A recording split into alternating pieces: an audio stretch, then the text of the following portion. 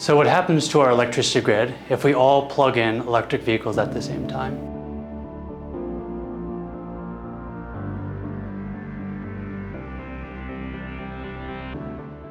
The grid we have today was designed and built in a time before the charging demands of so many batteries were ever imagined. So fast charging our cars puts the system under strain. That doesn't necessarily mean it can't handle the demand, but it does mean we need something called demand-side flexibility to bring the growing number of EVs onto the system in a cost-effective manner.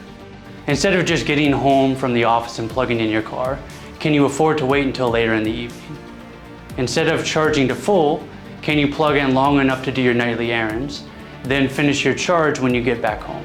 Choices like this can make a big difference when it comes to making sure the grid remains stable as more electric vehicles get on the road. There are technical challenges to implementing them. We need smart chargers and smart algorithms to make them work. But we also need to think differently about market and policy structures that reward people when they make choices that help the grid. When they charge at a non-peak time, or they don't charge all the way to full if they don't need to.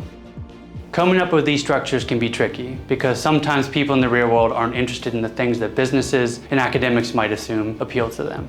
To design structures that work without unintended consequences, we need to really understand how people, in this case EV owners, will respond to different potential benefits. We also need to make things as easy as possible for households, which is particularly important because we need people to decide what time to charge their EV every day.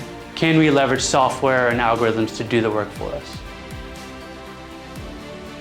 Electric vehicle chargers are becoming a common sight across Canada. The ones beside me are at the University of Alberta campus, installed by a company called Swift Charge Inc., which was launched by Zhongyi Quan, a graduate student from the Future Energy Systems Research Program.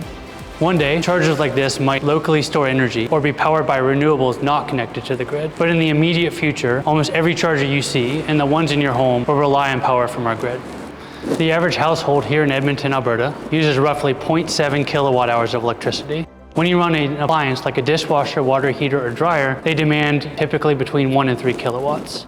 But a Type 2 EV charger can demand anywhere from 7 to 10 kilowatt hours. So when we plug in our cars into one of these chargers, we're adding an enormous amount of demand to the system.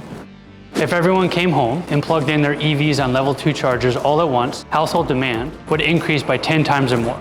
The electricity system is built to meet the maximum demand at any point in time. If all our EVs are charging simultaneously, then we would need to build millions of dollars in infrastructure to meet this demand. But outside this peak period, all that multi-million-dollar capacity would just be sitting idle. Demand-side flexibility would mean the same EVs could be charged with a lot less grid capacity, all at a significantly lower cost.